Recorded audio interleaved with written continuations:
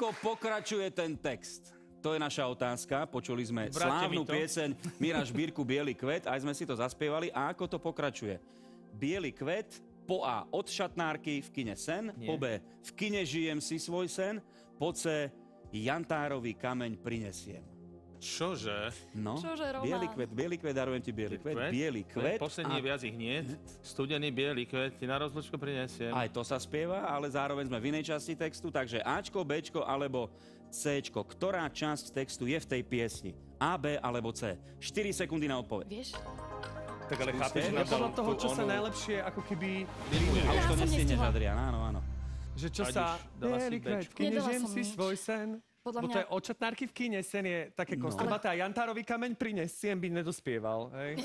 Pôvodne sa skladba volala Čierny kvet dokonca, Podľa mňa to Ačko. ale text neprešiel cenzúrou. Správne je to... No poďme si to vypočuť. Audiodôkaz. Bielý kvet, od šatnárky v kine Sen. Ja som to nestihla. Hej.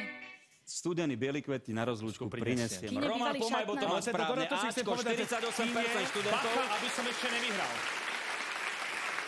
Inak práve táto pieseň priniesla v roku 1900